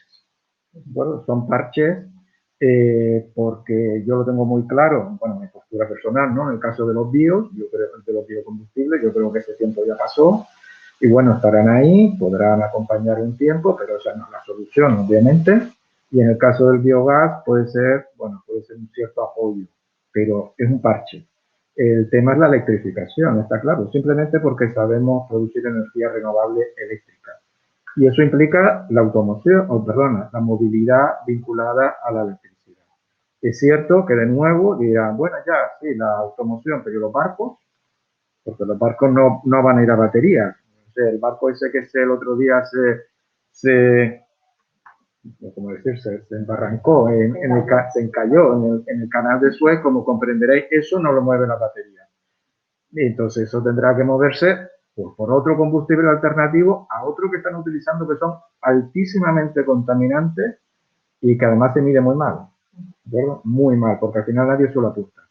Entonces, y eso pues, podrá ser el hidrógeno, podrá ser, es decir, por eso digo de que al final, ante la pregunta, todo está sobre la mesa y hay que avanzar. Evidentemente el hidrógeno verde, estoy hablando de hidrógeno verde, no de hidrógeno gris, porque hidrógeno, quiero recordar que se produce a raudales, pero se produce con gas y con carbón, y eso es lo que no queremos, evidentemente. Pues podrá ser el hidrógeno u otra alternativa, que a lo mejor no la sabemos, pero yo soy muy de, oye, pon los instrumentos para que avance y apoya, pero cuidado con equivocarse, ¿no? Dejar que también las cosas apoya innovación, apoya alianzas, apoya redes, pero al final ten cuidado que puedes cometer un error que al final pagamos todos, pagamos los consumidores. ¿Y hay alguna pregunta más? Sí, pero de todas formas, le voy a hacer una a Cristina. No veo que haya ninguna dirigida específicamente a ella. Pues una cosa que has comentado que es muy interesante es que en el Pacto Verde Europeo, digamos, hay objetivos de 2050 a largo plazo, pero faltan concreciones a corto plazo. Entonces tú, como experta en política y sociología, hay una cosa muy importante que me gustaría que comentaras, ¿no? Ese aspecto, ¿no? Mira, hay un aspecto que ha salido aquí y que a mí, de alguna forma se ha comentado, es que la economía tiene que ser que cubra las necesidades, tal, no sé qué, no sé cuántos, vale, muy bonito. Pero la economía que tenemos es la que tenemos ahora. Vale, queremos llegar a algo que todo es perfectamente posible. Pero entre ese algo y lo que tenemos ahora, tenemos que ir dando pasos, tiene que haber transición, ¿no? A mí me ha ocurrido muchas veces que he estado en conferencias de medio ambiente y lo he planteado, entonces he visto que si a la gente, digamos, si a las personas que tienen interés les ponemos solo los objetivos a largo plazo a los que queremos llegar, que son completamente imposibles porque están tan alejados de la realidad, salen desmotivados. Y eso lo tenemos que evitar, porque todos somos necesarios para la transición económica y transición energética. Y entonces yo, Cristina, te preguntaría eso, ¿no?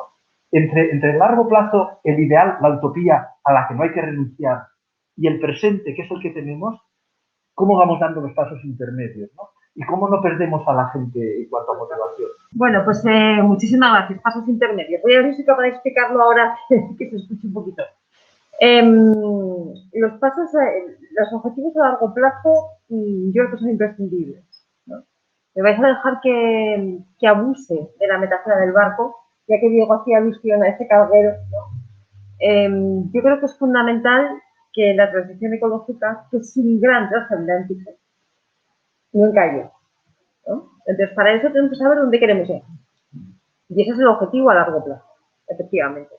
Pero no sé si habrá por aquí algún capitán de barco o algo por el estilo, ¿no?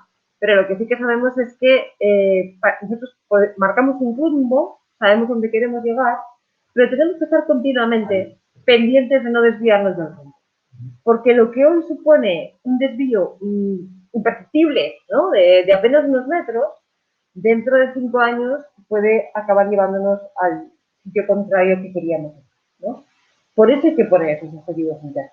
Entonces, tenemos que saber dónde vamos y después, en esto que llamamos siempre de retrotiming, decimos, bueno, si en 2050 queremos ser neutros, ¿cómo tenemos que estar en el 45? Y en el 40, y en el 35, y en el 30, y en el 25, y al final de este año. Y eso hacerlo de forma realista y con una actitud, que yo creo que tiene mucho que ver con lo que Diego comentaba antes, con una actitud de disposición al aprendizaje y a la mejora continua. Equivocarse sería muy peligroso, pero si generamos dispositivos sociales que nos vayan ayudando a medir en cada momento cómo va evolucionando la cosa, cómo se va adaptando y a poder corregir sobre la marcha, ganaríamos mucho, yo creo, en conocimiento. En este país ni sabemos que existe una cosa que es habitual en otros países, que es esto del sunset law, ¿no? O sea, leyes con carácter provisional. Entonces, yo quiero poner en marcha una iniciativa que es nueva, que me genera dudas, que no sé cómo va exactamente a funcionar. Bueno, pues yo pongo en marcha una legislación y digo, en 2 años, o en 3, o en 5, depende de lo que se trate, la voy a revisar. Si veo que ha sido exitoso, la dejo. Si veo que ha sido un fracaso, la quito. Si veo que ha habido cosas que sí que han estado bien, pero cosas que no del todo, pues voy rectificando. La transición ecológica es un desafío al que nunca se ha enfrentado la humanidad. Estamos todos en modo de ensayo-error.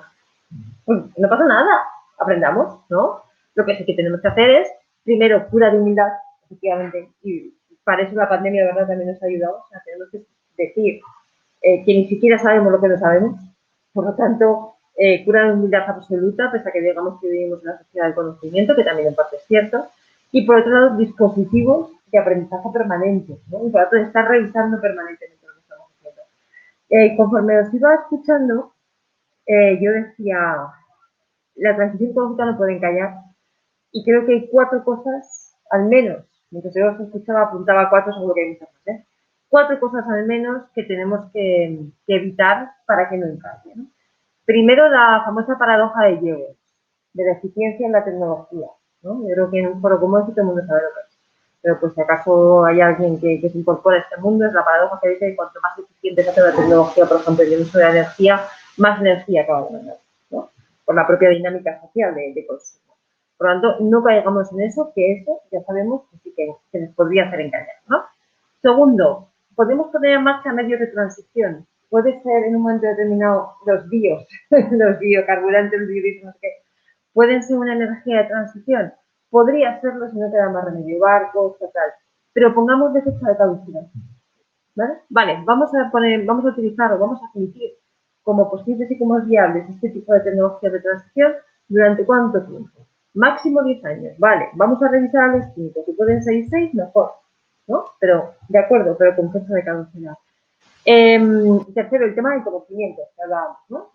Necesitamos el mejor conocimiento disponible en un momento y en un contexto que es nuevo. Bueno, pues generemos esos dispositivos de aprendizaje continuo y de valoración continua. Y cuarto, yo creo que es hora de trascender el debate crecimiento-decrecimiento para profundizar en el debate sobre la sostenibilidad. O sea, ¿el crecimiento puede ser sostenible? Pregunto.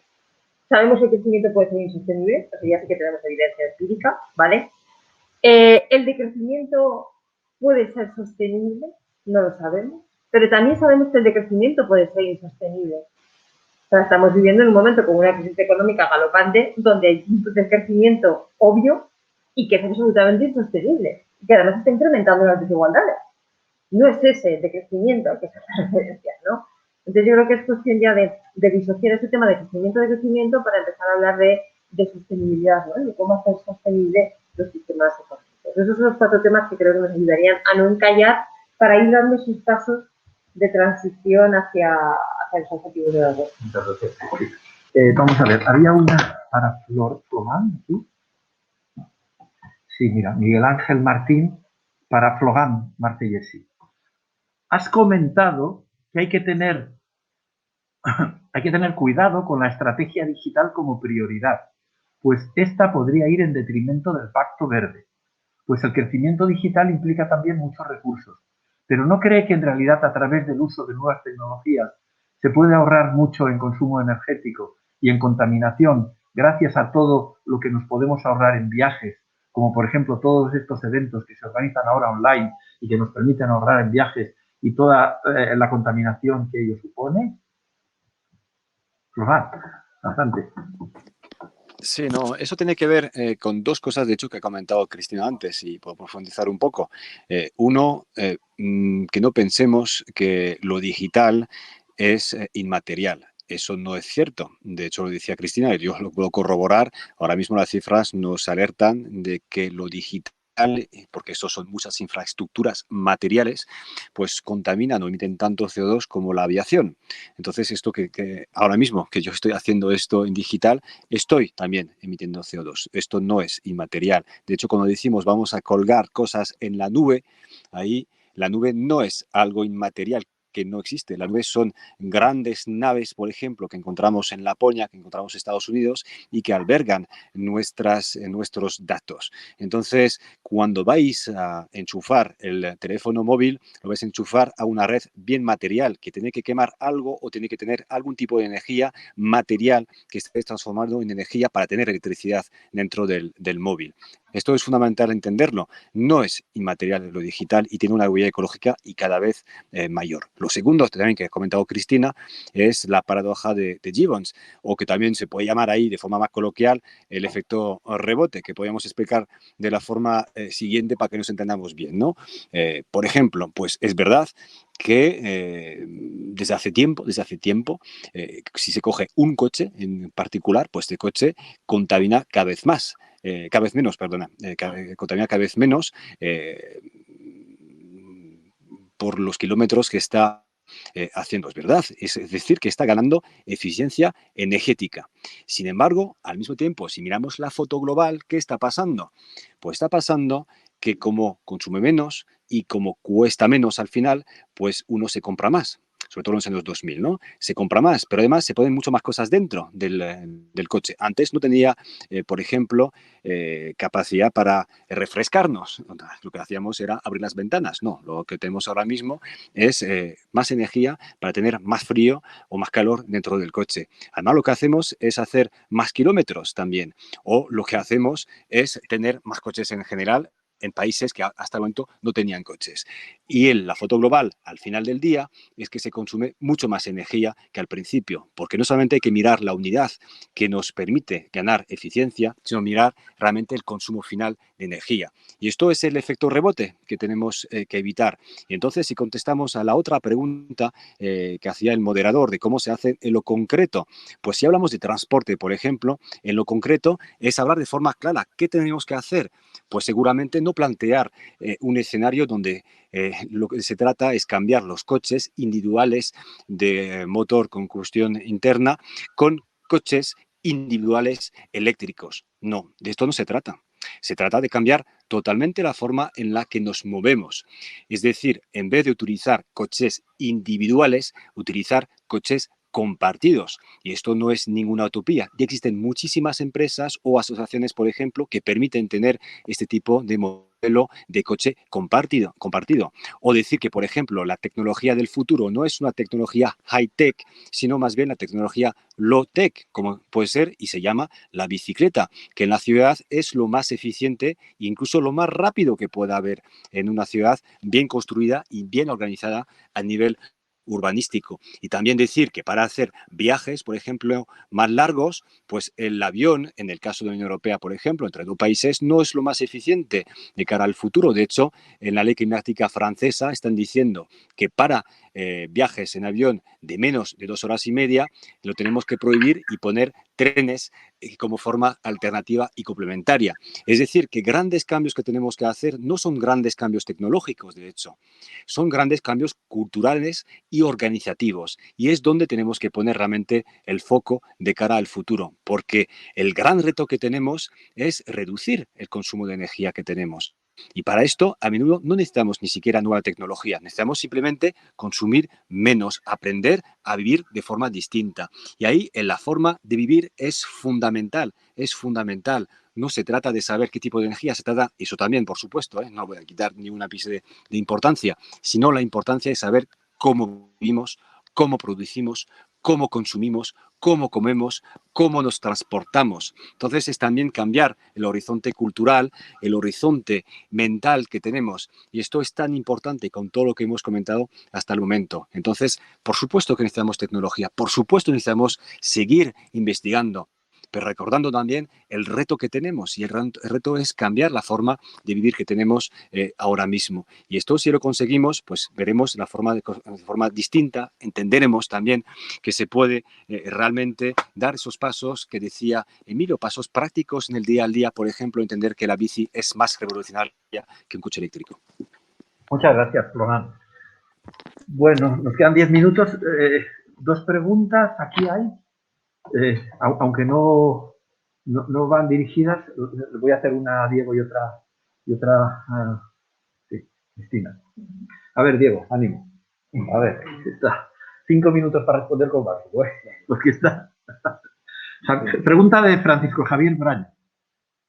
Tras leer en algún momento solo ojear las más de 160 páginas del texto aprobado, no sé si los participantes se han dado cuenta de que detrás de todo este paquete está la política de austeridad, al remitirse al semestre europeo, es decir, a las políticas de austeridad, para las que se inventaron el eufemismo de consolidación fiscal. Hoy mismo lo hemos visto, cuando el gobierno se ha plantado, dicen los medios de comunicación, ante las exigencias de la Comisión sobre reformas de las pensiones, mercado de trabajo, fiscalidad.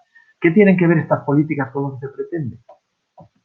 A ver, sí, por ponerlo en contexto, la pregunta realmente se está refiriendo a los fondos, ¿vale? Se está refiriendo a la condicionalidad, a la famosa condicionalidad o no condicionalidad de los fondos de recuperación y resiliencia, bueno, casi como lo llamamos, los fondos europeos, para entendernos. Entonces, bueno, los fondos, a ver, esto es como todo. La Comisión Europea ha diseñado un programa, esto excede un poco, es decir, al final no es solo el ámbito energético, ni mucho menos, ha diseñado un programa donde, digamos, a los Estados miembros, yo creo que es un programa que hay que ponerlo en perspectiva, yo, si me dicen hace, no sé, año y poco, que íbamos a tener un programa de esto, no me lo creo. Es decir, acordémonos las discusiones sobre la mutualización de la deuda, que eran, bueno, eternas, ¿no? Y sobre todo la experiencia con respecto, no hay que irse a 20 años, vayámonos a la crisis anterior, ¿vale? Es decir, se ha aprendido en la Comisión Europea, así como se ha señalado, lo señala Ferén y Cristina, ha cambiado el chip, ya ha situado en el contexto de la estrategia verde, del Pacto Verde, como una prioridad y lo tiene interiorizado. Yo creo que también hemos aprendido a actuar ante una crisis que, si nos coge esta crisis sin la previa, es decir, hubiésemos probablemente actuado de otra forma, pero es que ya llevamos dos en poco tiempo. Entonces, con esto quiero decir que, no sé, es que 5 minutos complicado, Con esto quiero decir que el diseño de los fondos,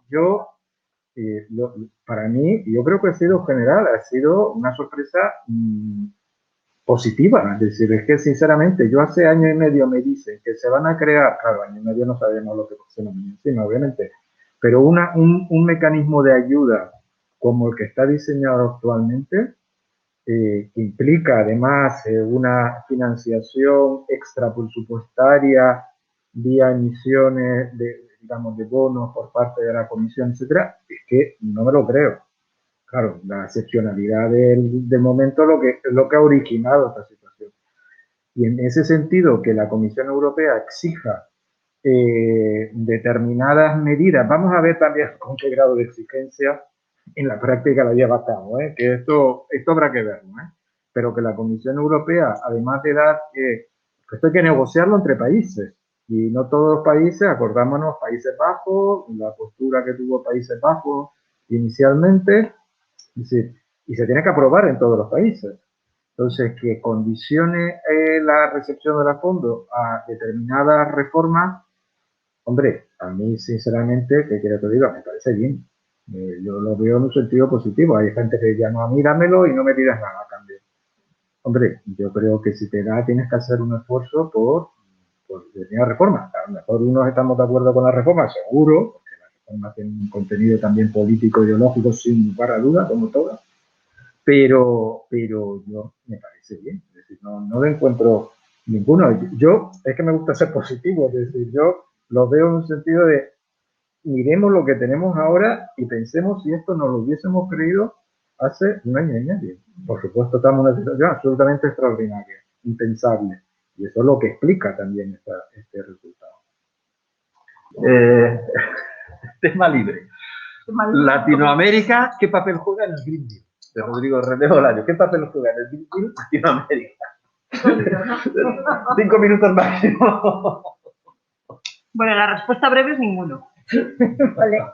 No es cierto. A ver, en el Pacto Verde Europeo se hace una referencia explícita y concreta a que estos principios del Pacto Verde Europeo tienen que impregnar también las relaciones internacionales, y en ese sentido todo el mundo sabe que Latinoamérica juega un papel comercial y estratégico muy importante para Europa. Por lo tanto, es de pensar, ¿no? Es de suponer que efectivamente esos principios del Pacto Verde Europeo impregnarán también la relación, impregnarán también las políticas que se pongan en marcha respecto a Latinoamérica. Sin embargo, es uno de esos temas que se quedan sin concretar. El Pacto Verde Europeo, en el fondo, es una especie como de manifestación de intenciones de muchos temas de carácter estratégico, pero que luego muchos de ellos se dejan a posterior desarrollo. Este es uno de ellos. Y es uno donde la coherencia de políticas debería ser fundamental. Si el Pacto Verde Europeo va a ser el núcleo duro de lo que consideramos que es la modernización de la economía, la coherencia de políticas implicaría que eso se aplique también a las relaciones de carácter geoestratégico, de carácter comercial, de carácter político con el conjunto del planeta, ¿no? Y ahí América Latina tiene un papel muy especial. Por lo tanto, yo entiendo que es uno de los temas que está pendiente de desarrollar.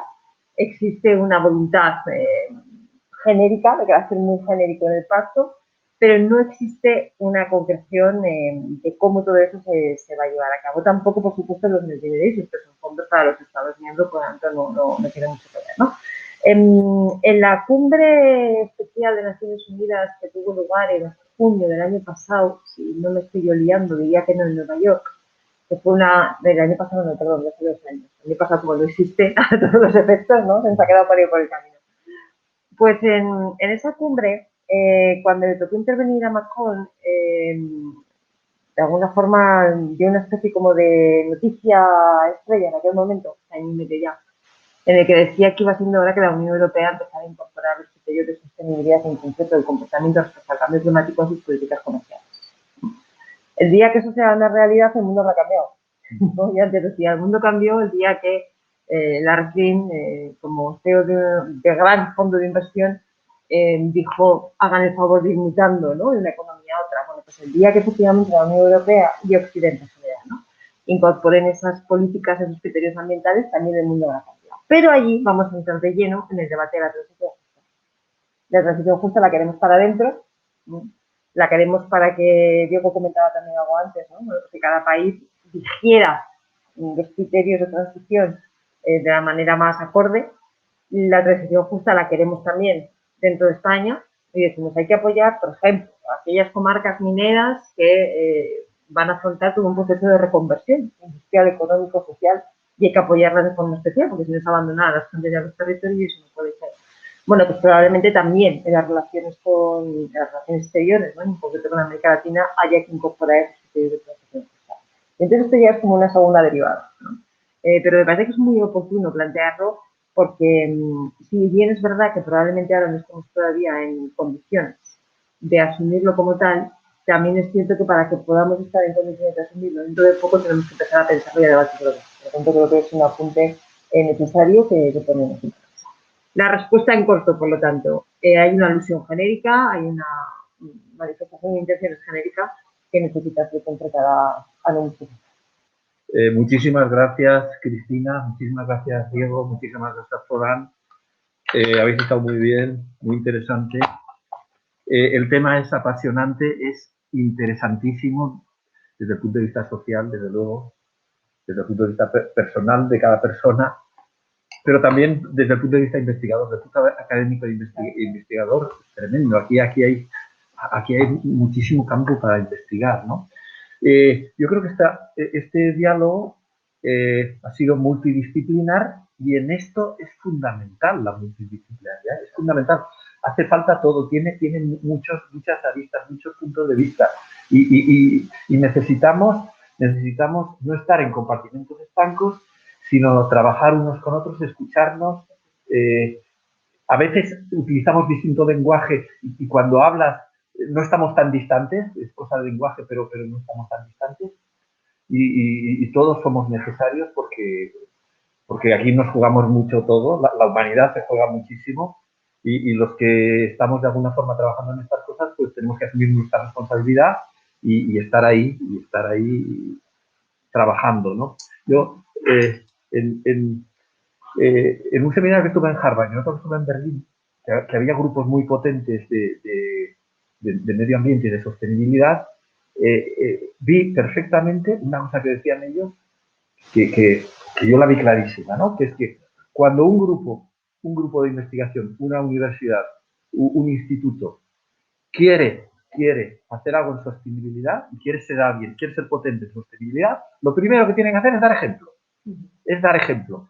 Que los alumnos, que las personas alrededor vean que esa sostenibilidad se está llevando a la práctica. En temas energéticos, en temas de huella ecológica, en temas de biodiversidad, en todo.